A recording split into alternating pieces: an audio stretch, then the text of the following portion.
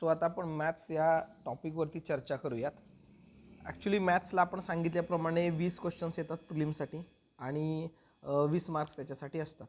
जर overall structure बघितलं तर कंबाईन प्रिलिम्स ग्रुप बी असो अथवा ग्रुप सी असो, याच्यामध्ये 100 क्वेश्चन्सपैकी 80 क्वेश्चन्स GSचे आहेत आणि 20 क्वेश्चन्स आपल्याला मॅथ्स आणि रिझनिंगसाठी आयोगाने दिलेली आहेत. त्यासाठी 35 ते 40 मिनिटांमध्ये, मी नेहमी सांगत असतो 35 ते 40 मिनिटांमध्ये हे GSचे 80 प्रश्न आपले कवर झाले पाहिजेत आणि राहिलेल्या 20 ते 25 मिनिटांमध्ये आपण मॅथ्समध्ये शिफ्ट झालो पाहिजे मॅथ्स अँड रिझनिंगसाठी, तरच आपला स्कोअर हा अपेक्षित एवढा येणार आहे. अदरवाईज मग आपल्याला फक्त GSवरती स्कोअर करून कट ऑफची रेंज आपण क्लिअर करू शकणार नाही. त्यामुळे 35 ते 40 मिनिटांमध्ये 80 क्वेश्चन्स सॉल्व्ह झाले पाहिजेत आणि 20 ते 25 मिनिटांमध्ये 20 क्वेश्चन्सना आपण डील केलं पाहिजे. हा अप्रोच मॅथ्सच्यासाठी असला पाहिजे. तर जसं आयोगाने आता मॅथ्सचे क्वेश्चन्स वाढवलेले आहेत, तशी आयोगाने मॅथ्सची काठिण्य पातळी ही तुलनेनं कमी केलेली आहे, ही आपल्याला दिसून येते. मग आता आपण पहिला क्वेश्चन 2024च्या एक्झाममधला पाहूयात. 3.49चा वर्ग वजा 0.51चा वर्ग भागिले 3.49 वजा 0.49.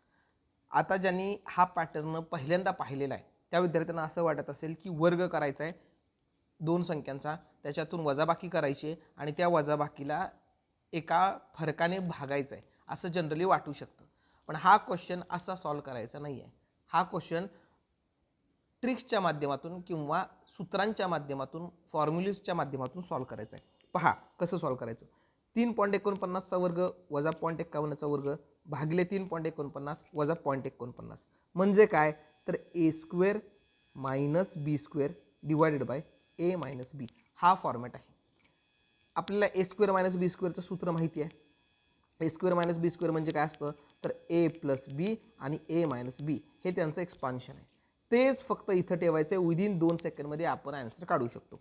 काय, तर a² - b² divided by a - b. a ची व्हॅल्यू काय आहे 3.49, b ची व्हॅल्यू काय आहे 0.51. म्हणजेच आपण कसं लिहिणार, a² - b² च्या ऐवजी a + b a - b असं मी तिथे लिहिणार. 3.49 अधिक 0.51, 3.49 वजा 0.51. ठीक आहे. आणि खालचा जो पोर्शन आहे तो ॲज इट इज 3.49 वजा 0.51. अंशातला हा सेक्शन आणि छेदातला हा सेक्शन कॉमन आहे, त्यामुळे काय होतो, हा कॅन्सल होतो. म्हणजे राहिला घटक फक्त दोघांची बेरीज करणं. 3.49 अधिक 0.51 म्हणजे 4.00 आणि उत्तर आहे ऑप्शन क्रमांक ए. अशा पद्धतीने याला डील करायचं आहे. मग याच्या पुढचा अप्रोच काय असू शकतो किंवा याचं पुढचं प्रेडिक्शन काय असू शकतं. आयोगानं a² - b² वरती विचारलेलं आहे, तर याचा अर्थ असतो a + b a - b. पुढं आपल्याला माहीत पाहिजे a + bचा वर्ग म्हणजे काय. आपलं प्रेडिक्शन कसं असलं पाहिजे मग पुन्हा, तर a² - b² = a + b आणि a - b हा पहिला फॉर्म्युला. दुसरा a + bचा वर्ग म्हणजे काय असतं, a² + 2ab + b² हा फॉर्म्युला माहीत पाहिजे. a - bचा स्क्वेअर म्हणजे काय असणार आहे, a² - 2ab + b² हे आपल्याला माहीत असलं पाहिजे. सेम टाईम आपल्याला पुढं काय माहीत पाहिजे, तर a + bचा क्यूब माहीत असला पाहिजे. त्याचं उत्तर काय असतं, expansion a³ + 3a² + 3ab² + b³ याच्यावरती क्वेश्चन आयोग विचारू शकतो. सेम a - bच्या क्यूबवरती क्वेश्चन विचारला जाऊ शकतो. a³ - 3a² + 3ab² - b³. पुन्हा a + b + cच्या स्क्वेअरवरती प्रश्न विचारला जाऊ शकतो. a² + b² + c² + 2ab + 2bc + 2ac हे एक्सपान्शन किंवा हे फॉर्म्युलेज आपले पाठ असले पाहिजेत. का असले पाहिजेत, पाठ असले पाहिजेत. तुम्ही जिथं अभ्यास करता तिथं हे एकदा लिहून चिटकून ठेवा. आयोगानं जर a³ - b³ वरती प्रश्न विचारला असेल तर पुढच्या पॅटर्नमध्ये आयोग याच्यावरती 100% प्रश्न विचारणार. आपलं प्रिडिक्शन त्या लेवलचं असलं पाहिजे, आपलं ॲनालिसिस त्या लेवलचं असलं पाहिजे. पुढचा घटक समीरने एकूण 360 रुपयांना काही सफरचंदे खरेदी केली. जर त्याला प्रत्येक सफरचंदावरती 3 रुपयाची सूट मिळाली असती तर त्याने 25% अधिक सफरचंद खरेदी करू शकला असता. तर समीरने मूळ किती सफरचंद खरेदी केले, असा आयोगानं प्रश्न दिलेला आहे. अशा प्रश्नांना आपण ऑप्शन थ्रू जाणं जास्त बेटर राहू शकतं. मग काय करायचं तर ऑप्शन्समध्ये जनरली ऑप्शन्स जे त्यांनी दिलेले आहेत अशा प्रश्नांमध्ये त्यामध्ये सर्वात टॉपमधला ऑप्शन आणि सर्वात बॉटममधला ऑप्शन थोडासा बाजूला ठेवायचा आणि मधले जे दोन ऑप्शन आहेत त्यांना ट्राय करायला सुरुवात करायची. त्यांनी ऑप्शन किती दिलेले आहेत 20, 32, 30 आणि 24. तर मी काय करणार 20 आणि 32 सर्वात मोठे आणि सर्वात लहान ऑप्शन्सला थोडंसं बाजूला ठेवणार आणि मी ट्रायल अँड एरर मेथडनुसार या दोन गोष्टींवरती फोकस करणार. उदाहरणार्थ मी 24 सिलेक्ट करतो ऑप्शन थ्रू जाण्यासाठी. आपल्याला माहिती आहे का सफरचंद किती खरेदी केले समीरने, नाही माहीत. मग मी विचार करतो 24 हा ऑप्शन मी ट्राय करतो, तो सूट होतोय का आपण हा पाहूयात. 360ला काही सफरचंद समीरने खरेदी केली. किती सफरचंद खरेदी केली आहेत मी अजून केलं 24 सफरचंद खरेदी केलेले आहेत. म्हणजे 360 भागिले 24 किती येणार 6 6 36 6 चोक 24 4 1 4 4 2 4 5 20 म्हणजे 15 रुपयाला एक सफरचंद खरेदी केलेला आहे समीरनं असं आपण म्हणू शकतो. जर त्याला प्रत्येक सफरचंदावरती 3 रुपयांची सूट मिळाली असती. 3 रुपयांची सूट म्हणजे किती तर 3 रुपयांची सूट 3 रुपये सूट आहे म्हणजे त्यानं 12 रुपयाला खरेदी केलेला आहे.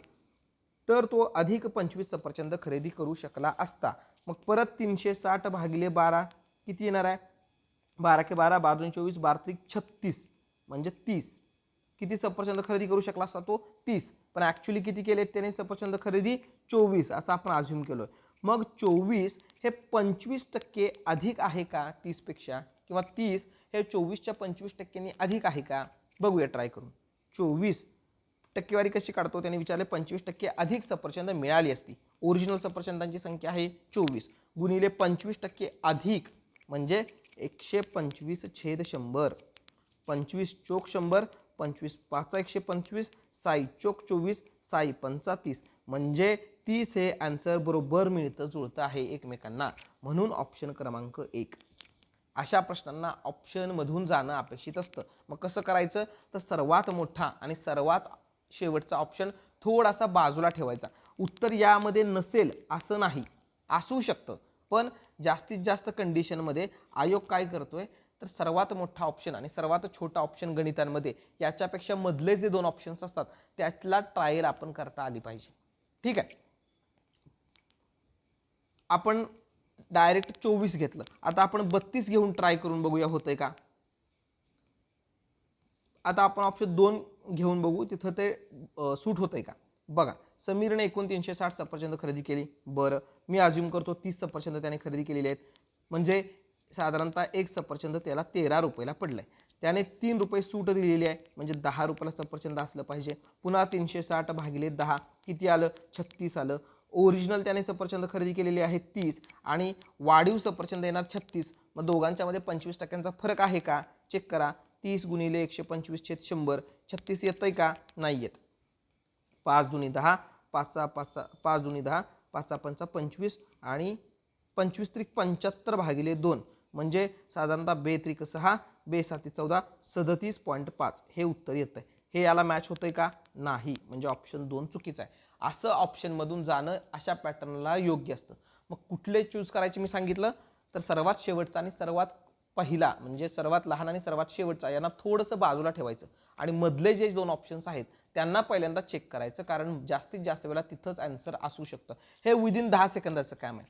याला 10 सेकंद याला 10 सेकंद याला 10 सेकंद याला 10 सेकंद विदिन 40 सेकंदांमध्ये या प्रश्नाचं ऑप्शन आपल्याला मिळू शकतं जर तुमची प्रॅक्टिस असेल तर. ठीक आहे. पुढचा प्रश्न 150 व 500 या संख्यांमध्ये किती संख्यांनी 11ला भाग जातो हा घटक त्यांनी विचारलेला आहे. कन्सेप्च्युअल आणि शॉर्टकट दोन्ही माध्यमातून मी हा क्वेश्चन तुम्हाला सॉल्व्ह करून दाखवणार आहे. कन्सेप्ट काय आहे इथं तर 150 आणि 500 यांमधील 11ने भाग जाणाऱ्या संख्या किती आहेत असं त्यांनी विचारलं. आपण इयत्ता 10वी मध्ये अंकगणितीय श्रेणी आणि भूमितीय श्रेणी शिकलेलो आहोत. इंग्लिशमध्ये त्याला अरिथमॅटिक प्रोग्रेशन आणि जॉमेट्रिकल प्रोग्रेशन असं म्हणतात.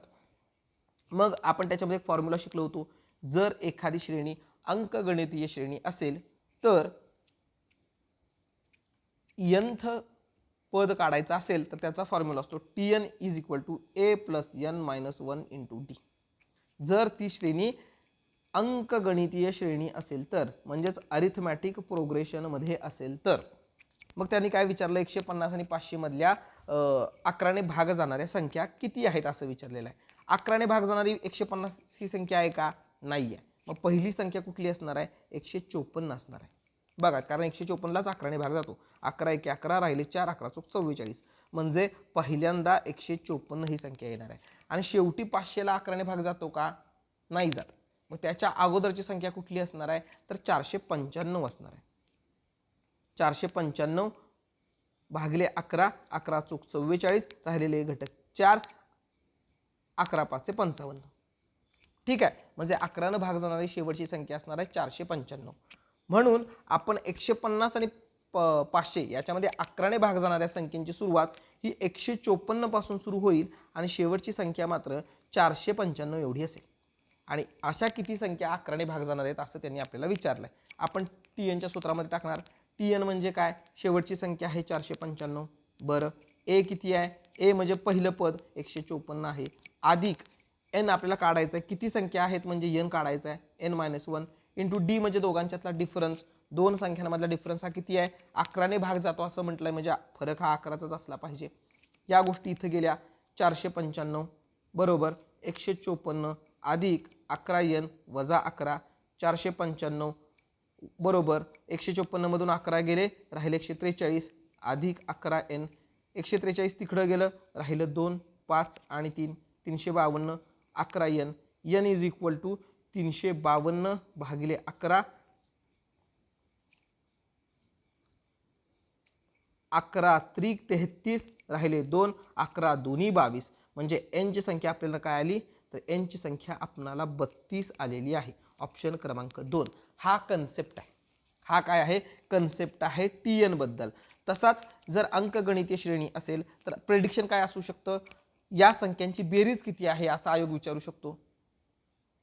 मग आपणाला त्यावेळेला बेरीज हा शब्द आला आणि जर ती अंकगणितीय श्रेणी असेल तर एसएनचं सूत्र वापरावं लागतं. काय आहे एसएनचं सूत्र? SN is equal to n/2 2a plus n-1 into D. हे एसएनचं सूत्र आहे अंकगणितीय श्रेणीसाठी.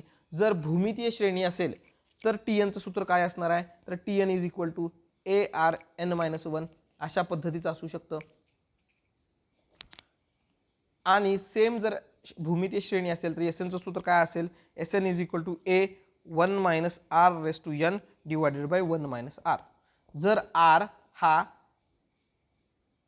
1 पेक्षा लहान असेल तर हे सूत्र असणार आहे.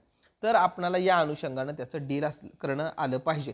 जर R हा 1 पेक्षा मोठा असेल तर Rn-1 डिवायडेड बाय R-1 हे एसएनचं सूत्र होणार आहे. कशासाठी? या दोन गोष्टी आहेत जॉमेट्रिकल प्रोग्रेशन मधील सिरीजसाठी म्हणजे भौमितीय श्रेणीसाठी. एसएन आणि टीएन ही जी दोन सूत्र आहेत ती अरिथमॅटिक प्रोग्रेशनसाठी आहेत. हा कन्सेप्ट झाला.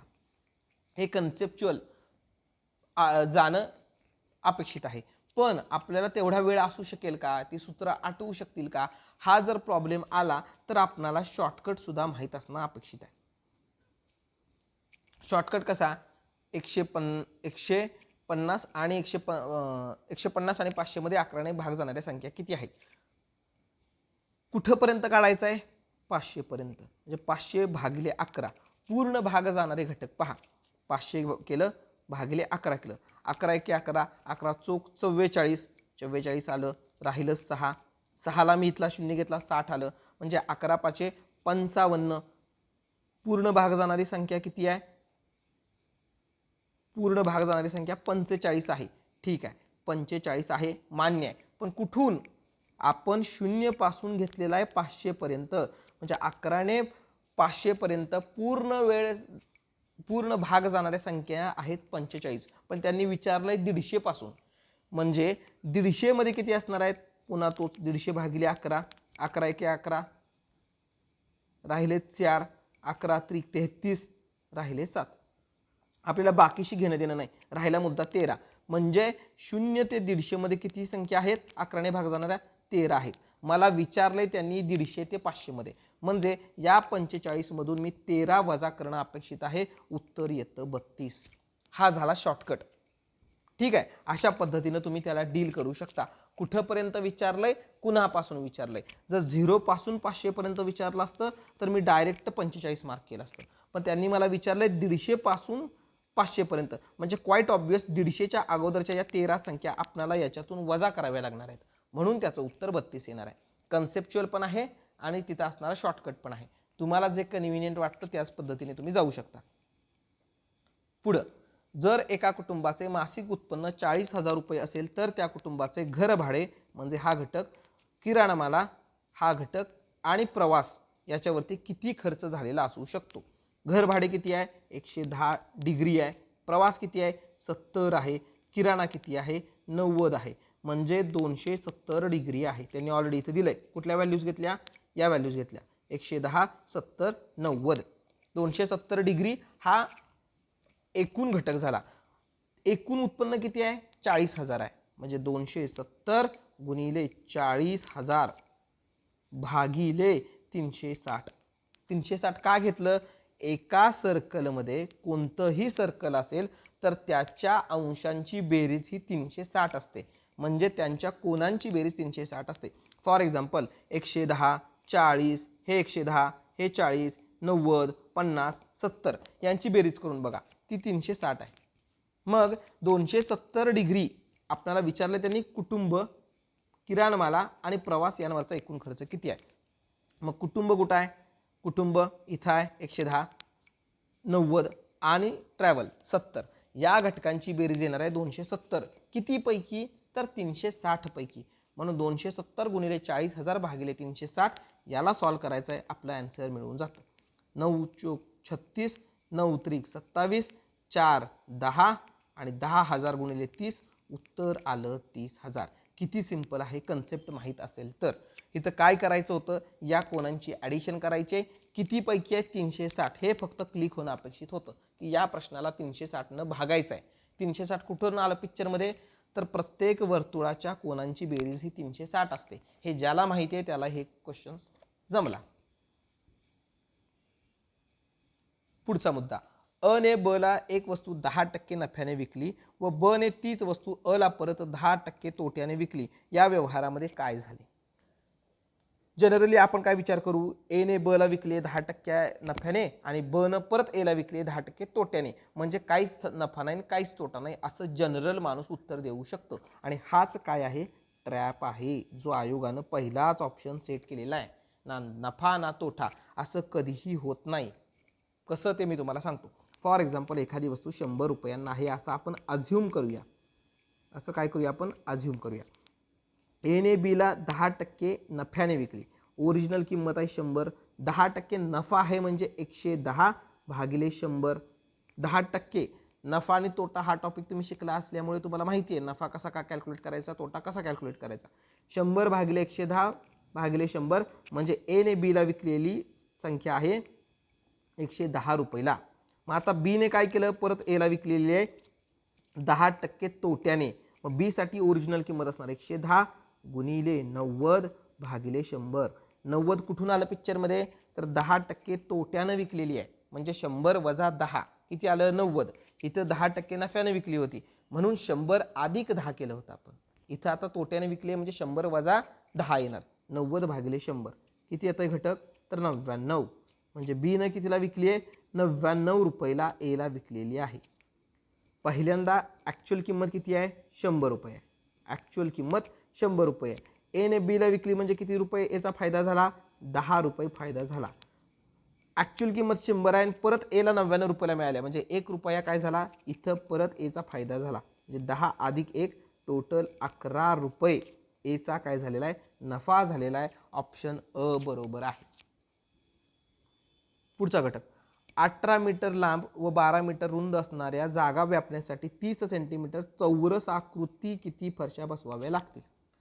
फार सिंपल आहे, म्हणजे इयत्ता 4थी 5वीच्या विद्यार्थ्यांसाठी अशी एक्झाम्पल असतात. आपल्याला सूत्र फक्त माहीत पाहिजे. आयत कसा असतो? एक बाजू मोठी एक बाजू लहान, लेंथ आणि ब्रेडथ म्हणा. म्हणजेच लांबी आणि रुंदी म्हणा. त्याचं क्षेत्रफळ आपण कसं काढतो, आयताचं क्षेत्रफळ तर लांबी गुणिले रुंदी. चौरस कसा असतो, चौरस दिसायला चारही बाजू समान असतात. चौरसाचं क्षेत्रफळ कसं आम्ही काढतो तर बाजूचा वर्ग म्हणजे त्याचं क्षेत्रफळ असतं. हे माहीत आहे त्या विद्यार्थ्यांना प्रश्न सुटला. उदाहरणार्थ 18 मीटर लांब आणि 12 मीटर रुंद असणाऱ्या जागेसाठी 30 सेंटीमीटर चौरस आकृती किती फरशा बसवाव्या लागतील. म्हणजे आम्हाला पहिल्यांदा आयताचं क्षेत्रफळ काढायचं आहे.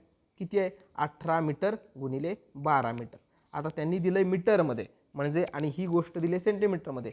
म्हणजे कॅल्क्युलेशनमध्ये एकतर तुम्ही पूर्ण घटक सेंटीमीटरमध्ये ठेवा किंवा सर्व घटक मीटरमध्ये करा. मी काय करतो, मीटरचं कन्व्हर्जन सेंटीमीटरमध्ये करतो. आपल्याला माहिती आहे 1 मीटर म्हणजे किती, 100 सेंटीमीटर. म्हणजे 18 मीटर म्हणजे काय असणार आहे, 1800 सेंटीमीटर गुणिले 1200 सेंटीमीटर. किती घटक येतोय, हे कॅल्क्युलेशन आपल्याला येतं आहे. हे कॅल्क्युलेशन करायचं नाही, हे कॅल्क्युलेशन करत बसायचं नाही. हे झालं आयताचं क्षेत्रफळ. लगेच मी शिफ्ट होतो चौरसाच्या क्षेत्रफळासाठी. चौरसाची त्यांनी एक बाजू दिली आहे 30. चौरसाच्या एका बाजूचं क्षेत्रफळ असतं 30 गुणिले 30 बाजूचा वर्ग. हे कॅल्क्युलेशन करायचं नाही. आय रिपीट, कॅल्क्युलेशन करायचं नाही. कसं करायचं तुम्हाला पुढे गेल्यानंतर सांगतो. आता त्यांनी विचारले अशा किती फरशा बसवाव्या लागतील. एकूण क्षेत्रफळ आहे एवढं, एका फरशीचं क्षेत्रफळ आहे एवढं, मग किती फरशा लागतील तर 1800 गुणिले 1200. एकूण क्षेत्रफळाला एका फरशीच्या क्षेत्रफळानं भागलं तर फरशांची काय येणार, संख्या येणार. पहा 3 3 60, 3 3 2, काय आलं 1200 गुणिले 2 2400. आहे का ऑप्शन, पर्याय क्रमांक 3. म्हणून म्हटलं 1800 आणि 2200 1200 याचं कॅल्क्युलेशन करायचं नाही, कारण ते भाग घालवायला आपल्याला बरं पडतं. 30 गुणिले 30 याचं कॅल्क्युलेशन करायचं नाही, कारण ते भाग घालवायला बरं पडतं. जर तुम्ही 1800 गुणिले 1200 याचा गुणाकार करणार, पुन्हा 30 गुणिले 30 याचा गुणाकार करणार आणि मग परत ते एकमेकांना भागणार, याच्यामध्ये खूप वेळ जातो. आपणाला टाईम वाचवायचा आहे. असे कॅल्क्युलेशन करायचे नाहीत. आपण स्मार्टपणा दाखवायचा आणि तिथं वेळ आपला वाचला पाहिजे. हा आपला अप्रोच क्वेश्चन सॉल्व्ह करताना मॅथ्सच्या बाबत असणं अपेक्षित आहे.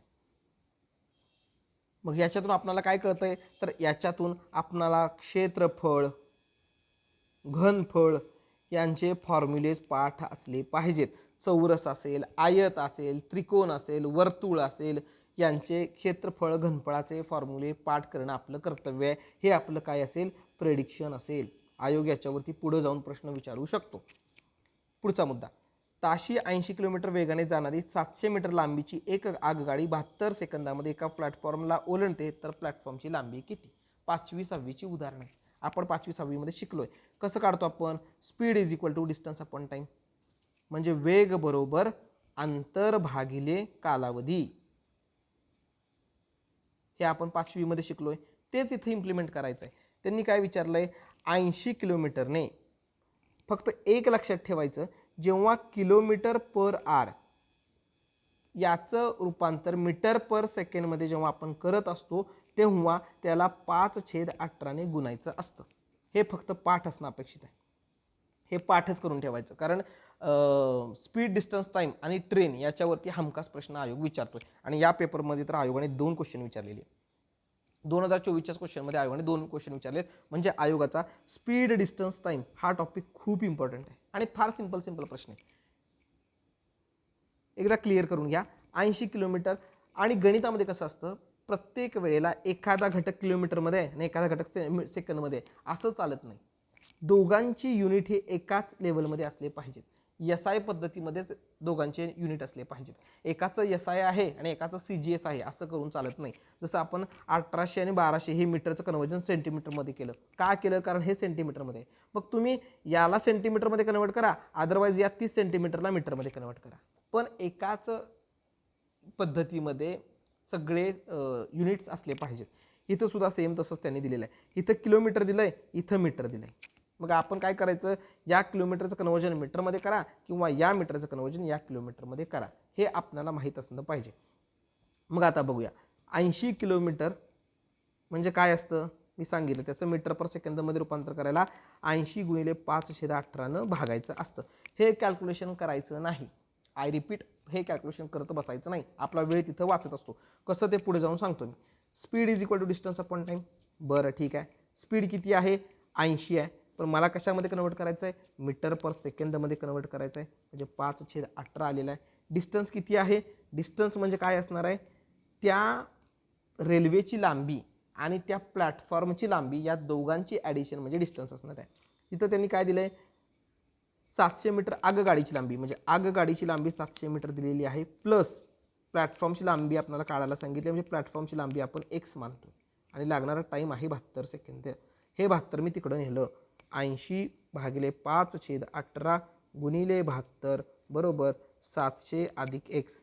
18 के 18, 18 दुनी 36, 18 तरी 54, 18 चौक 72 भाग गेला. म्हणून म्हटलं ते कॅल्क्युलेशन करत बसायचं नाही, ते तसंच ठेवायचं. पुढे जाऊन त्याला मॅच होणारी संख्या आयोगानं 100% दिलेली असते. म्हणजे 80 गुणिले 5 गुणिले 4 बरोबर 700 अधिक x, म्हणजे 8×5 = 40 गुणिले 4 1600 बरोबर 700 अधिक x. x बरोबर 1600 वजा 700, उत्तर आलं 900. पर्याय क्रमांक 2 हा अप्रोच आपला असला पाहिजे. स्पीड, डिस्टन्स, टाईम याचे सगळ्या टाईपची गणितं करणं आपलं कर्तव्य आहे, कारण आयोग याच्यावरती दरवर्षी प्रश्न विचारतो. कन्सेप्ट फक्त 5/18 माहीत पाहिजे. जर किलोमीटर पर आरचं कन्व्हर्जन मीटर पर सेकंदमध्ये करायचं असेल तर 5/18 गुणायचं, आणि जर मीटर पर सेकंदचं कन्व्हर्जन किलोमीटर पर आरनं करायचं असेल तर उलटं 18/5 गुणायचं. तर 18/5 त्याला गुणायचं. हा कन्सेप्ट ज्याला माहिती आहे त्याच लोकांना ह्या प्रकारचे प्रश्न सुटणार आहे. पुढचा क्वेश्चन, भूषण एक काम 80 दिवसात पूर्ण करतो, परंतु 10 दिवस काम केल्यानंतर भूषण निघून गेला. उर्वरित काम नीरजने 35 दिवसांमध्ये पूर्ण केले, तर एकटा नीरज किती दिवसांमध्ये काम पूर्ण करू शकतो. हे सुद्धा वर्क आणि टाईमवरती असणारं गणित आहे. कसं सॉल्व करायचं मी तुम्हाला सांगतो. भूषण काय करतोय, 80 दिवसात काम करू शकतो, म्हणजे भूषण एखादं काम त्याने घेतलं तर तो 80 दिवसांमध्ये पूर्ण करू शकतो. म्हणजे भूषणचं एका दिवशीचं काम काय असणार आहे, 1/80. Got it. भूषण 80 दिवसात काम पूर्ण करतोय, म्हणजे एक बिल्डिंग भूषण 80 दिवसामध्ये बांधतोय, तर तो एका दिवशी किती काम करत असेल तर 1/80. 2 दिवसात किती करणार, 2/80. 3 दिवसात किती करणार, 3/80. 4 दिवसात किती करणार, 4/80. ठीक आहे, हा कन्सेप्ट. एका दिवसाचं काम आहे 1/80, हे आपल्याला माहीत झालं. पुढं, परंतु 10 दिवस काम केल्यानंतर भूषण तिथून निघून गेलाय. त्यानं काम किती केलंय, 10 दिवस केलंय.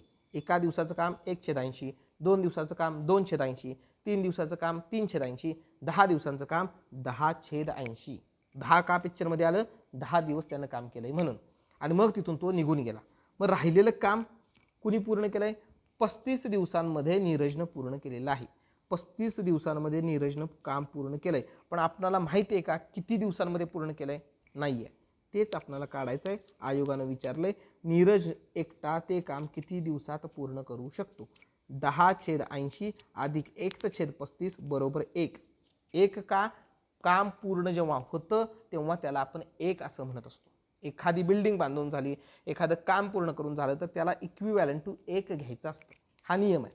10/80 0 ला 0 गेलं, 1/8 अधिक 1/35 इज इक्वल टू 1. 1/35 बरोबर 1 वजा 1/8 म्हणजेच 7/8 1/35. आता x काढायचा आहे, 35 खाली आहे, छेदामध्ये आहे, पलीकडे गेल्यावर अंशात होणार. मग 35 गुणिले 7/8 1/x. आपण जर त्याला वेगळ्या स्वरूपात मांडलं तर x बरोबर 35 गुणिले, इथे थोडासा कॉन्फ्लिक्ट तयार झालेला आपल्याला दिसून येतो. आपल्याला विचारलं या आयोगानं किती दिवसांमध्ये काम पूर्ण केलेलं आहे. दिवस विचारलेले आहेत, याचा अर्थ आपण 35 अंशामध्ये घेणं अपेक्षित आहे. किती दिवसांमध्ये असं त्यांनी विचारलेलं आहे, म्हणजे इथं आपलं समीकरण बनवायला चुकलं. आपण पुन्हा एकदा हा घटक क्लिअर करूया. पहिला मुद्दा, भूषणनं 80 दिवसामध्ये काम पूर्ण केलं आहे, ठीक आहे. म्हणजे भूषण 80 दिवसांमध्ये काम पूर्ण करू शकतोय. याचा अर्थ भूषणचं एका दिवसाचं काम 1/80 आहे. हे आपण बघितलं. 2 दिवसाचं काम 2/80, 3 दिवसाचं काम 3/80, 4 दिवसाचं काम 4/80. इथं त्यानं 10 दिवस काम केले म्हणजे 10/80 हा त्याचा घटक झालेला आहे. 10/80 एवढं त्यानं काम केलेलं आहे. पुढं नीरजने 35 दिवसांमध्ये काम पूर्ण केलंय. काम किती पूर्ण केले? 35 दिवसांत. जसं आपण भूषणनं 10 दिवस काम केलं तसं नीरजनं 35 दिवस काम केले. पण नीरजची कपॅसिटी आपल्याला माहीत नाही. नीरज एका दिवसात किती काम करू शकतो हे आपल्याला माहीत नाही. जसं माहीत होतं आपल्याला की भूषण एक काम 80 दिवसात पूर्ण करू शकतो. तेच विचारलंय नीरज किती दिवसामध्ये काम पूर्ण करू शकतो, त्याला आम्ही एक्स मानणार. दोघांचं ॲडिशन इज इक्वल टू 1 म्हणजे 10/80 1/8 बरोबर 35/x बरोबर 1. हे 1/8 तिकडे गेलं म्हणजे 35/x बरोबर 1/1/8. उत्तर येणार 7/8. 35/x. एक्स जर तिकडे गेलं तर 35 गुणिले 8/7 बरोबर x म्हणजे 7×5 = 35 8×5 = 40. एक्सची व्हॅल्यू आली 40 आणि ऑप्शन क्रमांक 4 हा कन्सेप्ट आहे. एक व्यक्ती एका दिवसात किती काम करू शकतो आणि एक व्यक्ती किती दिवसांमध्ये ते काम पूर्ण करू शकतो याच्यावरती आयोगानं खूप वेळेला प्रश्न विचारलेत. हा आयोगाचा फेवरेट टाईप आहे क्वेश्चन विचारण्याचा. एक्सची व्हॅल्यू आली 40 म्हणजे नीरज ते काम एकटा किती दिवसात पूर्ण करू शकेल, तर तो ते 40 दिवसांमध्ये पूर्ण करू शकेल. पुढे 5 वर्षापूर्वी रेखा व नेहाची सरासरी वय 34 वर्षे होते. आज रेखा, नेहा आणि नीरज यांचे वय 33 वर्ष आहे. 10 वर्षानंतर नीरजचं वय काय असणार आहे असं त्यांनी विचारले. 5 वर्षांपूर्वी रेखा आणि नेहाच्या सरासरी किती? 34 वर्ष होती. म्हणजे रेखाचं वय मी R मानतो, नेहाचं वय N मानतो आणि नीरजचं वय मी P मानतो. ठीक आहे. पहिला घटक बघा.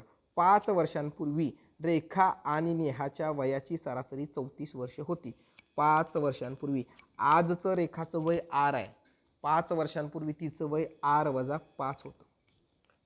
उदाहरणार्थ अक्षयचं आजचं वय 10 वर्ष आहे, तर 5 वर्षापूर्वी त्याचं वय किती होतं? 10-5 किती येणार? 5. 5 वर्षापूर्वी त्याचं वय 5 वर्ष होतं. सेम तसंच आहे. रेखाचं वय R आज आहे, आजचं वय R मानलंय. 5 वर्षांपूर्वी असणार वय R-5. ठीक आहे. तसंच नेहाचं सुद्धा आजचं वय N आहे. 5 वर्षांपूर्वी तिचं वय N-5 होतं. दोघांची सरासरी दिली आहे. दोन वयांची सरासरी त्यावेळेला किती होती? 34 होती. म्हणजे R-5 अधिक N-5 हे 2 छेदात आहे, तिकडे गेले अंशात होणार. 34 गुणिले 2 68. -5 -10 पलीकडे गेल्यावर +10 म्हणजे R अधिक N इज इक्वल टू 68 अधिक 10 म्हणजे 78. R + N is equal to 78. समीकरण नंबर 1. पुढं आज रेखा, नेहा, नीरज यांच्या वयाची सरासरी 33 आहे. आजची विचारली. आपण अजून काय केलंय? R म्हणजे रेखा, N म्हणजे नेहा आणि नीरज म्हणजे P. त्यांच्या वयाची सरासरी 33 आहे. आता इथं 3 जण आहेत म्हणून आपण 3 घेतले. इथं 2 जणच होते म्हणून आपण सरासरी 2 घेतली. सरासरी कशी काढतात? जेवढी नंबर आहे त्या नंबरने त्यांना भागायचं असतं, डिवाइड करायचं असतं. इथं 2 व्यक्ती आहेत म्हणून आपण 2 न भागलं. इथं 3 व्यक्ती आहेत 3 न भागलं. जर त्यांनी रेखा, नेहा, नीरज आणि स्वरूप असं म्हटलं असतं तर मी 4 न भागलं असतं, कारण 4 व्यक्ती आलेले आहेत. इथं 3च व्यक्ती आहेत म्हणजे R + N + P divided by 3 is equal to 33. 33 तिकडं गेलं. R + N + P is equal to 99. पैकी R + N ची व्हॅल्यू मला ऑलरेडी माहिती आहे 78. याची व्हॅल्यू किती आहे? 78 आहे. म्हणजे मी काय करणार? त्या R + N ला 78ने रिप्लेस करणार. P बरोबर 99. P ची व्हॅल्यू आली साधारणतः 99 - 78. 9 8 गेला 1, 9 7 गेले 2. P ची व्हॅल्यू 21 आहे. ठीक आहे. म्हणजे नीरजचे आजचे वय किती आहे? 21 वर्ष आहे आणि हा ट्रॅप आहे. आता पहा, त्याने विचारलं काय 10 वर्षानंतर नीरजचं वय किती? आत्ता वय 21 आहे, 10 वर्षानंतर किती येणार? 31 येणार. ऑप्शन क्रमांक 1. 21 हा ऑप्शन आयोगाने इथं कुठं दिला नाही. मोस्ट वेळेला आयोग 21 ऑप्शन पर्यायामध्ये देत असतो आणि आपल्याला ट्रॅप करत असतो. आणि विचारलंय काय? नीरजचे 10 वर्षानंतरचं वय काय? आणि मुद्दाम आयोग 21 ऑप्शन देतो. नीरजचं आजचं वय 21 आहे, आपण खुश होतो, उत्तर आहे पर्यायामध्ये, झालं, मार्क केलं, पुढे गेलो. नंतर पेपर बघितल्यानंतर आन्सर केल्यावर लक्षात येतं की आपण प्रश्न नीट वाचलाच नाही. प्रश्नात विचारले 10 वर्षानंतरचं वय काय आणि मी आजचं वय मार्क करून एक्झाम हॉलमधून बाहेर आलो. त्यामुळं हा ट्रॅप असू शकतो या टाईपच्या प्रश्नांसाठी. बघायचं नेमकं विचारलंय काय, 10 वर्षानंतर विचारलंय, 20 वर्षानंतर विचारलंय, आजचं विचारलंय का 5 वर्षांपाठीमागचं विचारलंय. हे वय जे विचारलंय ते आपल्याला माहीत असणं गरजेचं आहे वय या टॉपिकमध्ये. म्हणजे एज हा जो टॉपिक याच्यावरती विचारलाय त्याच्यामध्ये असा आयोग ट्रॅप करू शकतो. पुढं 6 मजूर 4 दिवसामध्ये 96,600 विटा बांधतात तर 18 मजूर 2 दिवसात किती विटा बांधतील. हा घटक आहे. वर्क, मॅन आणि डे या टॉपिकवरचा हा टॉपिक आहे. कसं सॉल्व करायचं एकदम छोट्या ट्रिकमध्ये तुम्हाला सांगतो. एकच फॉर्म्युला पाठ करायचा, बाकी काहीही पाठ करायचं नाही, कन्सेप्ट वगैरे काही लक्षात ठेवायची गरज नाही. एकच फॉर्म्युला लक्षात ठेवायचा, MDH divided by W. M म्हणजे असतं मॅन, D म्हणजे असतं डे, H म्हणजे असतं आर्स आणि W म्हणजे असतं वर्क. मी लिहून देतो. M म्हणजे काय तर मॅन, मॅन पॉवर थोडक्यात. D म्हणजे काय डेज, H म्हणजे काय आर तास आणि W म्हणजे काय वर्क. हेच आपल्याला माहीत पाहिजे. M1 D1 H1 is equal to W1 बरोबर नेहमी M2 D2 H2 भागिले W2 हा घटक असतो. हे असतंच. आता का असतं हे विचारायचं नाही, हे असतंच, हा नियम आहे. मग आता प्रश्न काय विचारलाय, 6 मजूर 4 दिवसात, एमची व्हॅल्यू 6 दिलेली आहे, 4 दिवसामध्ये म्हणजे 4 दिलेला आहे, 9,600 विटा बांधतायत म्हणजे हे दिलेलं आहे. दरवेळेला हे चारही घटक देतील असं नाही, काय काय घटक नसेल तर तो स्किप करायचा, आपल्याला काय घेणं देणं नाही. इथं एच दिला नाही ना तर एचचा विचार करायचा नाही. कधी कधी डी देणार नाहीत, कधी कधी एम देणार नाहीत, जे दिलं नाही त्याचा विचार करायचा नाही. मग आपल्या पिक्चरमध्ये M1 D1 भागिले W1 is equal to M2 D2 divided W2 असं दिलंय. म्हणजे एमची व्हॅल्यू किती झाली 6 गुणिले 4 भागिले 9,600 बरोबर 18 मजूर. 18 मजूर म्हणजे M2 दिलाय 18, किती दिवसात 2 दिवसामध्ये. D2 किती आहे 2 दिवस आहे, किती विटा तयार करतील म्हणजे W काढायचा आहे. एक्स इथं आला म्हणजे मी एक्स रिप्लेस केला, 9,600 गुणिले 18 गुणिले 2 भागिले 6 गुणिले 4, बे दुनी 4 साई त्रिक 18 बेचूक 8 बे 8 16 म्हणजे 48 गुणिले 3 144. हा ऑप्शन आहे पर्याय क्रमांक 4. कन्सेप्ट फक्त एवढाच लक्षात ठेवणं गरजेचं होतं. M1 D1 H1 भागिले W1 बरोबर M2 D2 H2 भागिले W2. हे ज्याला माहीत आहे त्याला हा क्वेश्चन सुटला. कधी कधी M विचारतील, कधी कधी D विचारतील, कधी कधी H विचारतील, कधी कधी वर्क विचारतील. सगळेच घटक असतील असं नाही. जे घटक नाही आहेत ते सरळ डोळे झाकून स्किप करायचे. जसं आपण इथं आर्स त्यांनी दिलेलं नाही आहे, म्हणजे किती तास काम करतात असं त्यांनी दिलेलं नाही, त्यामुळे आर्स मी काय केला नलिफाय करून टाकला. Got it. ठीक आहे. पुढचा प्रश्न, 54 किलोमीटर पर आवर वेगाने वाहणारी ट्रेन 9 सेकंदामध्ये एका टेलिग्राफ पोलला ओलांडते तर ट्रेनची लांबी काढा. परत तोच घटक speed distance time. Speed distance time काय लक्षात ठेवायचं आहे, किलोमीटर्स पर आवरचं कन्वर्जन करताना मीटर पर सेकंदमध्ये करायचं असेल तर 5/18 गुणायचं, मीटर पर सेकंदाचं कन्वर्जन किलोमीटर पर आवर्समध्ये करायचं असताना 18/5 गुणायचं. एवढं ज्याला माहिती आहे त्याला प्रश्न सुटला. त्यांनी विचारलं 54 किलोमीटर, ठीक आहे 54 दिलं आहे, इथं ट्रेन सेकंदमध्ये आहे त्यामुळे बाय डिफॉल्ट मला 5/18 गुणायला पाहिजे. विचारले डिस्टन्स किती आहे माहीत नाही आहे, टाईम किती आहे 9 आहे, 9 तिकडे गेला, 54 गुणिले 5/18 गुणिले 9 बरोबर D, 9 दुनी 18 बे 27 दुनी 54 आणि 27 गुणिले 5 135 म्हणजे डीची व्हॅल्यू किती आली, डीची व्हॅल्यू आली 135 मीटर. सिम्पल आहे, काहीही याच्यामध्ये रॉकेट सायन्स लावायची गरज नाही. 5वीच्या विद्यार्थ्यांना सुद्धा जमेल एवढ्या बेसिक लेवलचे क्वेश्चन्स आयोगाने केलेले आहेत. आपला फक्त ॲनालिसिस असलं पाहिजे की कुठल्या टॉपिकवरती आयोग प्रश्न विचारतोय. पुढचा घटक 3, 6, 11, 18 या घटकांमध्ये पुढची संख्या कोणती येते ते निवडा. 3 आणि 6 मध्ये फरक कितीचा आहे. जनरली असा ट्रेंड जेव्हा येतो प्रश्नामध्ये हे लक्षात ठेवा, सगळ्यात पहिला मुद्दा जेव्हा अशी एखादी सिरीज विचारली जाते आणि विचारतात की पुढचा घटक ओळखा, त्याच्यामध्ये एकतर बेरीज किंवा वजाबाकी किंवा वर्ग किंवा घन किंवा मूळ संख्या किंवा सहमूळ संख्या यामध्येच आयोग फिरत असतो, याच्या बाहेर आयोग जात नाही. बघा 3 आणि 6 मध्ये फरक कितीचा आहे, 3 आणि 6 मध्ये फरक आहे 3चा. 6 आणि 11 मध्ये फरक कितीचा आहे, 6 आणि 11 मध्ये फरक आहे 5चा. 11 आणि 18 मध्ये फरक कितीचा आहे 7 आहे. 3, 5, 7 कशा आहेत? विषम संख्या आहेत. 7 नंतरची विषम संख्या किती आहे? 9 आहे. म्हणजे 18 आणि कुठली पुढची संख्या त्याच्यामध्ये 9चा फरक असला पाहिजे. म्हणजेच 18 अधिक 9 उत्तर आहे 27. पहा 3, 6, 11, 18 आणि 27 हे घटक आहे. मी 27 विचार करतो. 3, 6 मध्ये फरक 3चा, 6, 11 मध्ये 5चा, 11, 18 मध्ये 7चा, 18, 27 मध्ये 9चा. पॅटर्न समजतोय का? विषम संख्या आलेल्या आहेत. 3, 5, 7, 9 काय आहेत? विषम संख्या आहेत. म्हणून मी काय म्हटलं? बेरीज, वजाबाकी, वर्ग, घन, मूळ, सहमूळ संख्या, डिफरन्स याच्यावरती आयोग पहिल्यांदा फोकस करतो. आपण तेच पहिल्यांदा निवडायचं. जेव्हा अशी घटक येतील तेव्हा पहिल्यांदा त्यांच्यातला डिफरन्स कॅल्क्युलेट करून बघायचा, त्यांच्यात वर्ग आहे का बघायचं, त्यांच्यात घन आहे का बघायचं, वर्गांचा फरक आहे का, घनांचा फरक आहे का, समसंख्यांचा फरक आहे का, विषम संख्यांचा फरक आहे का, हे आपल्याला आयडेंटिफाय झालं पाहिजे. उत्तर आहे 27, 27. पुढचा घटक, अमर त्याच्या घरापासून पश्चिमेकडे 4 किलोमीटर चालत गेला आणि तिथून 2 किलोमीटर उत्तरेकडे गेला व बँकेतून पैसे काढले. अमर पूर्वेकडे 4 किलोमीटर गेला आणि तो नंतर घरी आला तर त्याने किती अंतर कापलं? सरळ सरळ प्रश्न आहे. कन्सेप्ट काय सांगतो? आपल्याला दिशा माहीत पाहिजेत. या दिशा असतात, पूर्व आहे, पश्चिम आहे, दक्षिण आहे, उत्तर आहे, आग्नेय, नैऋत्य, वायव्य, ईशान्य. आता मी काय करतो? अमर त्याच्या शाळेकडे 4 किलोमीटर गेला. कुठे गेलाय? पश्चिमेकडे गेलाय. त्याचं घर कुठं आहे याच्याशी मला घेणं देणं नाही. तो पश्चिमेकडे 4 किलोमीटर गेलेला आहे. पश्चिम दिशा कुठं आहे? या डिरेक्शनमध्ये आहे. म्हणजे तो पश्चिमेला 4 किलोमीटर गेला. बरं, पुढे तिथून तो 2 किलोमीटर उत्तरेकडे गेला. उत्तर कुठं असतं? वर आहे, हे आम्हाला माहिती आहे. म्हणजे इथं तो गेला आणि तिथून तो उत्तरेकडे 2 किलोमीटर गेला.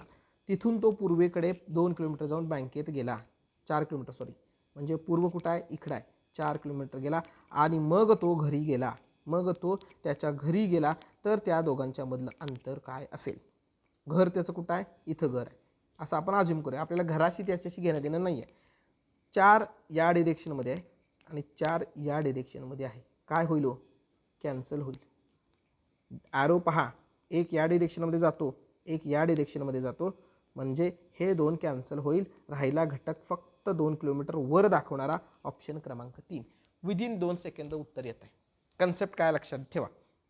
जेव्हा एखादी संख्या अशी असते अपोजिट डिरेक्शनमध्ये त्याच प्रमाणामध्ये असते तर त्या दोन्ही एकमेकाला कॅन्सल होतात. पूर्व पश्चिम कॅन्सल होईल. उत्तर आणि दक्षिण एकमेकांच्या विरोधात आहे तेवढ्याच प्रमाणात असेल तर, आय रिपीट, तेवढ्याच प्रमाणात असेल तर कॅन्सल होईल. उदाहरणार्थ आपण एकदा समजून घेऊ.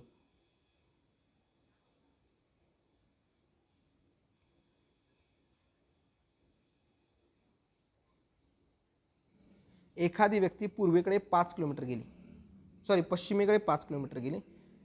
त्याच्यानंतर ती व्यक्ती उत्तरेकडची 10 किलोमीटर गेली. त्याच्यानंतर ती व्यक्ती परत पूर्वेकडची 3 किलोमीटर गेली आणि परत ती व्यक्ती दक्षिणेकडची 6 किलोमीटर आली आणि विचारलं आपल्याला की त्याच्यातला डिस्टन्स किती आहे. हिकडचं 5 आणि हिकडचं 3 कॅन्सल होणार आहे का? नाही होणार.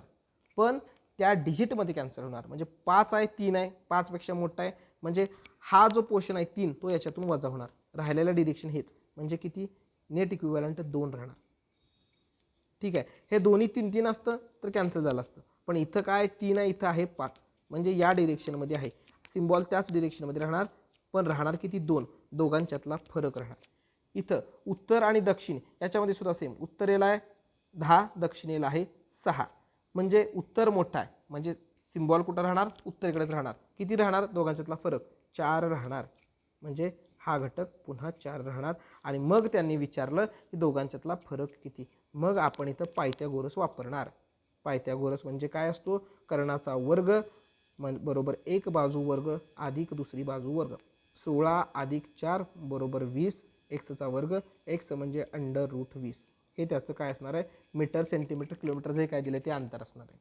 तुम्हाला सांगण्यासाठी मुद्दा काय? जेव्हा एकमेकांच्या क्रॉसमध्ये असतात आणि इक्विव्हॅलंटमध्ये असतात, डिजिट सेम असतं, 4 किलोमीटर उत्तर 4 किलोमीटर दक्षिण तर कॅन्सल होणार. 5 किलोमीटर उत्तर आणि 3 किलोमीटर दक्षिण आहे तर 2 किलोमीटर उत्तर होणार. दोघांच्यातला फरक घ्यायचा आणि जी डिरेक्शन मोठी आहे त्या डिरेक्शनचा सिम्बॉल त्याला चिटकवायचा. That's it. हाच कन्सेप्ट आहे. पुढं सिलॉलिजम, याच्यावरती आयोग दरवर्षी प्रश्न विचारत असतो. पहिला मुद्दा, लक्षात ठेवा. सर्व मोगरा शेवंती आहेत. मोगरा, सर्व मोगरा काय आहेत? शेवंती आहेत. बरं, पुढं सर्व शेवंती फुले आहेत. बरं, पुढं सर्व शेवंती फुले आहेत. मी हे त्यांनी दिलेली विधानं इथं मांडली. आता मला निष्कर्ष काढायचा आहे. सर्व फुले मोगरा आहेत. सर्व फुले मोगरा आहेत का हो? हा फुले बाहेरचा सर्कल आहे, मोगरा आतला सर्कल आहे. सर्व फुले मोगरा आहेत का? नाही. तर काही फुले मोगरा आहेत. काही फुले कसे आहेत? मोगरा आहेत. त्यामुळे ऑप्शन ए चुकीचा. सर्व फुले शेवंती आहेत. शेवंती बाहेरचा सर्कल आहे, हा मोगरा फुले शेवंती आतला सर्कल आहे आणि फुले बाहेरचा सर्कल आहे. सर्व फुले शेवंती आहेत. सर्व फुले शेवंती आहेत का? नाही आहे. काही फुले शेवंती आहेत. म्हणजे हा पण घटक नाही आहे. पर्याय क्रमांक 4. दोन्ही निष्कर्ष कसे आहेत? चुकीचे आहेत. या सिलॉजिझम टॉपिकवरती आयोगानं दरवर्षी प्रश्न विचारलेला आहे. सर्व काही हा घटक तुम्ही शिकून घ्या. सर्व म्हणजे काय असतं? सर्व म्हणजे सर्कल आत असतं आणि काही म्हणजे सर्कल बाहेर असतं. पुढचा घटक, शेजारील आकृत्यांमध्ये किती त्रिकोण आहेत? ॲक्च्युली हा जो पॅटर्न आपल्याला दिसून येतो ना, हा पॅटर्न SSC CGL या एक्झाममधून आलेला आहे. म्हणजे MPSCने हा जो पॅटर्न घेतला आहे, हा पॅटर्न SSC CGL पासून कॉपी पेस्ट केलेला आहे. कसं ते लक्षात ठेवा. पहिला मुद्दा बघा, त्रिकोण किती, चौकोन किती, अशा पद्धतीचे क्वेश्चन्स आयोग विचारले जाऊ शकतात. पहिला घटक, कन्सेप्ट असा आहे, जर असा घटक असेल तर याची ट्रिक अशी असते की याच्यामध्ये किती ट्रायंगल आहेत असं जर विचारलं असेल तर आपण सरळ 1 2 3 4 5 6 असं मार्क करायचं. शेवट येते 6. 6 गुणिले 2 12 ट्रायंगल आहेत. 12 ट्रायंगल आहेत असं याची ट्रिक आहे. सेम पॅटर्न आपल्याला आयोगाने इथे दिलेला आहे. हा भाऊ इथं आला बघा, 1 2 3 4 5 6, 6 दुनी 12. सेम इथं हा भाऊ आहे दुसरा, परत हा तिसरा भाऊ आहे आणि हा चौथा घटक आहे. सेम 4 घटक त्यांनी दिलेले, म्हणजे 12 चौक 48, मिनिमम 48 ट्रायंगल तरी आहेतच. घटक इथं संपतोय का? घटक इथं संपत नाही आहे. हा फक्त या घटकांसंदर्भात झालं. म्हणजे कोणकोणते ट्रायंगल झाले या संदर्भात. आता पहा, हा एक ट्रायंगल तयार होतोय, हा एक ट्रायंगल तयार होतोय, हा एक ट्रायंगल तयार होतोय. किती ट्रायंगल तयार झाले? 3 ट्रायंगल तयार झाले. पुन्हा सेम फंडा, उलटा एक ट्रायंगल तयार होतोय,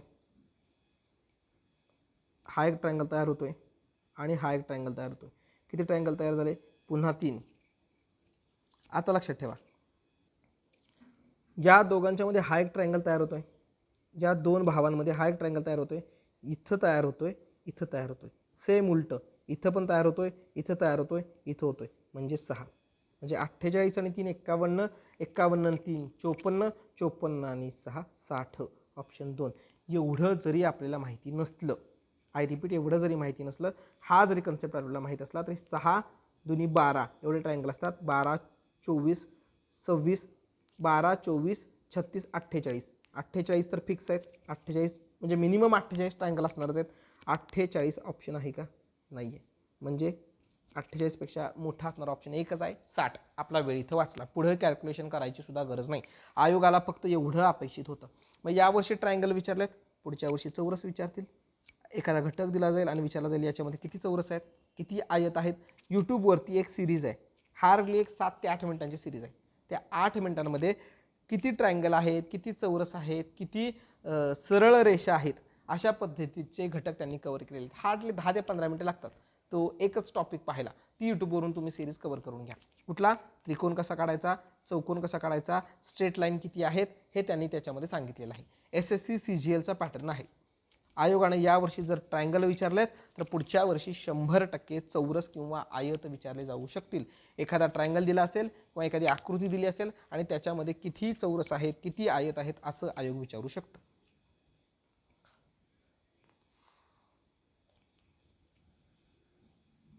पुढचा घटक, जर अधिक म्हणजे वजा आहे, वजा म्हणजे गुणिले आहे, भागिले म्हणजे अधिक म्हणजे भागिले आहे आणि अधिक म्हणजे गुणिले आहे, तर 15 - 3 अधिक 10 गुणिले 5 भागिले 5 या घटकाचा अर्थ सांगा असं आयोगाने विचारलेलं आहे.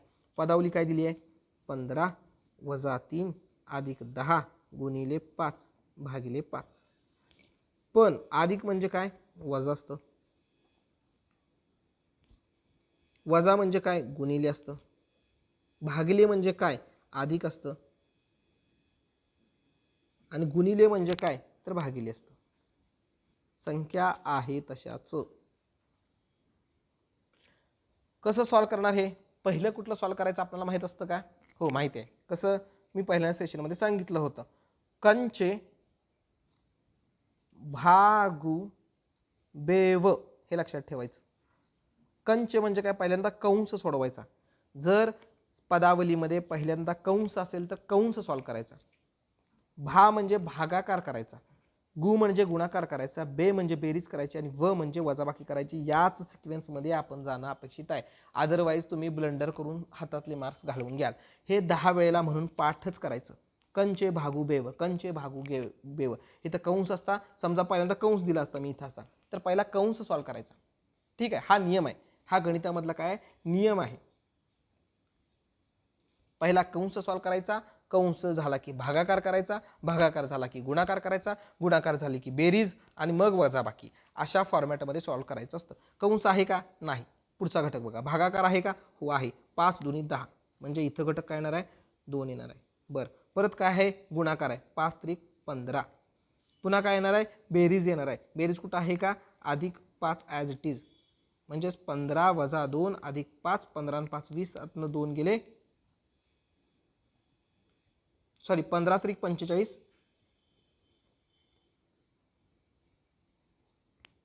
घटक काय आपल्याला? कंचे भागू बेव.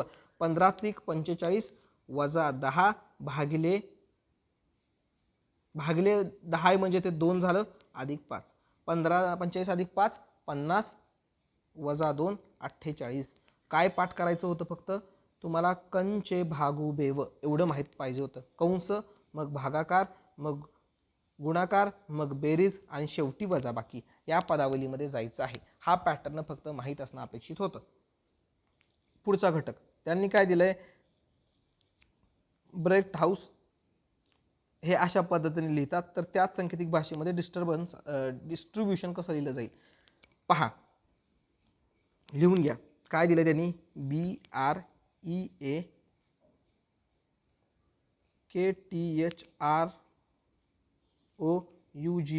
कसं लिहितात? EAOUHRBRGHKT. Okay fine. आता कशा पद्धतीने आपण जर ऑब्झर्वेशन केलं तर आपल्याला काय दिसते पहा. हा BRची पेअर आहे, ती इथं BRला आलेली आहे. EAचा पेअर आहे, ती EAला आलेली आहे. इथं KTची पेअर आहे, KT इकडे गेला आहे. इथं HR आहे, हा HR इथं आलेला आहे. हा OU आहे, हा OU इथं आलेला आहे.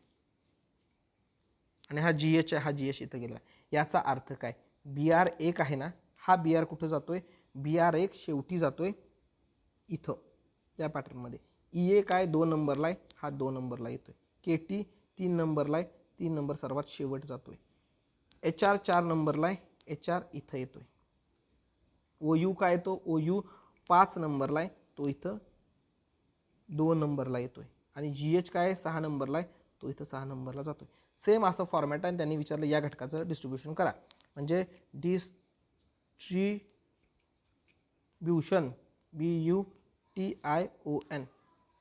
याचा अर्थ पहिला, दुसरा, तिसरा, चौथा, पाचवा, सहावा. पहिला घटक, दुसरा घटक, तिसरा घटक, चौथा घटक, पाचवा घटक आणि सहावा घटक कुठं जाऊन बसतोय पहा. इथं सुरुवात 2 नंबरनं झाली. म्हणजे इथं 2 नंबरचा घटक ST आहे. ST पासून सुरुवात झालेली आहे. सॉरी SI पासून सुरुवात झालेली आहे. Okay fine. ST पासून सुरुवात झालेली आहे. त्यामुळे ST पुन्हा 5 नंबर आला आहे. म्हणजे 5 नंबर TI आहे, TI आहे. ST TI.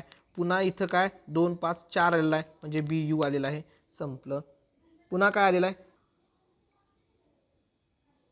याच्यामध्ये आपल्याला काय करायचं होतं? रोहन रामूचा मुलगा आहे. रोहन कसा आहे? तर रामूचा मुलगा आहे आणि रामू हे बाबाचे वडील आहेत. तो त्याला शाळेतून घेऊन आला. बरं, आणि ते सचिनच्या घरी गेले. सचिनची पत्नी कोण? सचिनची पत्नी वाय आहे. ती कोणाची?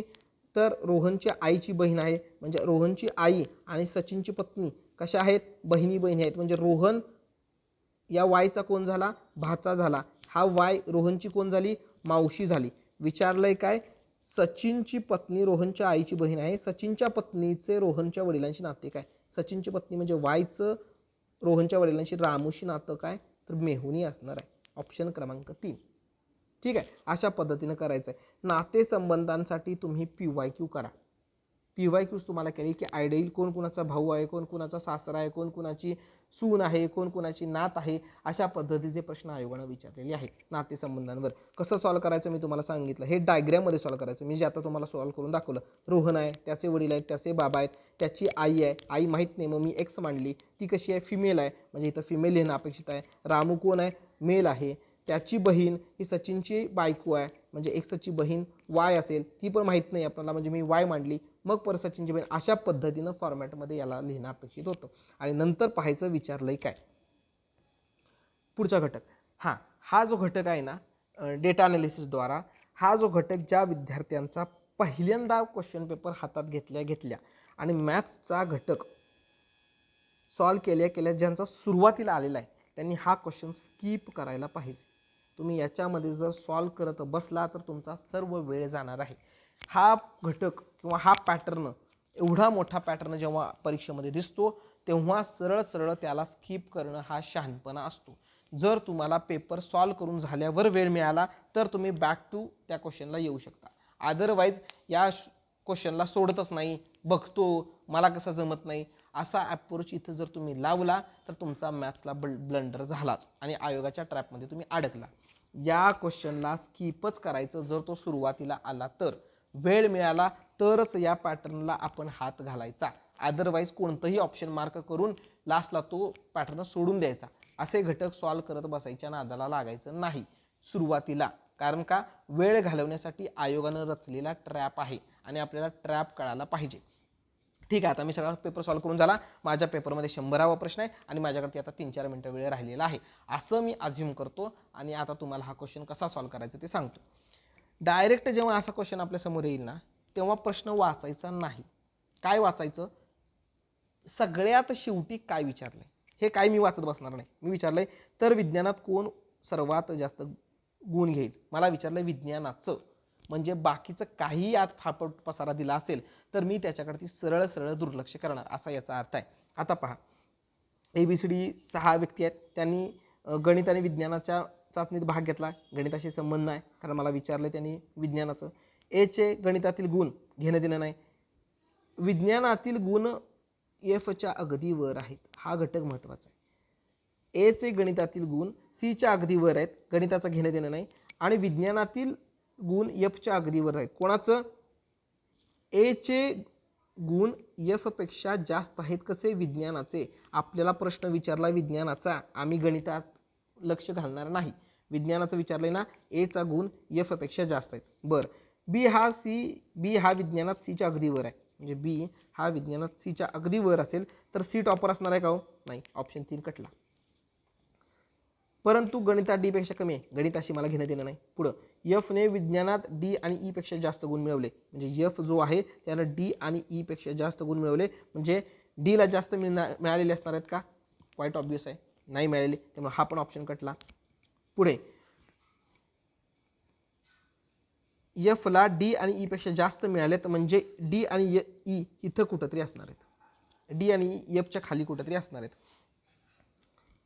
विज्ञानात C आणि Aच्या मध्ये कोणीच नाही. विज्ञानामध्ये C आणि Aच्या मध्ये कोणीच नाही असं त्यांनी म्हटलेलं आहे. विज्ञानामध्ये C आणि Aच्या मध्ये कोणी नाही. आता हा सगळ्या पॅटर्नमध्ये इथे सगळे येत आहेत, याचा अर्थ वरती कुठंतरी C असणार आहे, खाली कुठंतरी A असणार आहे आणि दोघांच्या मध्ये कोणीही डिस्प्यूटमध्ये नाही आहे. म्हणजे A हा बॉटमला असेल तर तो सर्वाधिक गुण घेणार नाही. राहिला ऑप्शन फक्त B. ऑप्शन इलिमिनेशनद्वारे आपण हा घटक सॉल्व्ह करू शकतो. Only B. हे असंच असेल असं नाही, याला अरेंज करावं लागतं. जेव्हा आपण क्वेश्चन्स पाहतो तेव्हा अरेंज करायचं आहे. पण मी शॉर्टकट काय सांगितला, या पॅटर्नला तुम्ही सर्वात शेवटचं ठेवणं अपेक्षित आहे. हा पॅटर्न ॲक्च्युली स्किपच करायचा, वेळ मिळाला तर सॉल्व्ह करायचा आणि कसा सॉल्व करायचा मी तुम्हाला आता सांगितलं. विचारलं विज्ञानात, मी गणिताशी घेणं देणं करणार नाही. गणित, भूगोल, इतिहास असे आयोग मुद्दाम ट्रॅप लावतो, त्याकडे मी बघणार पण नाही. मला विचारलं विज्ञान तर मी विज्ञानच डिस्कस करणार आणि अशा पद्धतीने मी त्याला प्रत्येक घटक इलिमिनेट करायला बघणार. सगळे घटक मांडतो, मग ABCD व्यक्ती आहेत, मग Aला गणितामध्ये Bपेक्षा जास्त मार्क आहेत असंही जनरल आयडिया असते. मग Cला Bपेक्षा जास्त मार्क आहेत, मग Aला परत Dपेक्षा जास्त मार्क आहेत, मग टॉपर A आहे, असं हे सॉल्व करणं अपेक्षित असतं. पण आपल्याला तेवढा वेळ आहे का? नाही आहे. तर अशा क्वेश्चन इलिमिनेशनच्या टेक्निकद्वारे आपण त्याला डील करणं अपेक्षित होतं. इथं 2024चे सर्व पेपर्स किंवा सर्व क्वेश्चन्स आपण with approach, with knowledge, with content आणि विथ PYQ डिस्कस केलेले आहेत. Okay, thank you.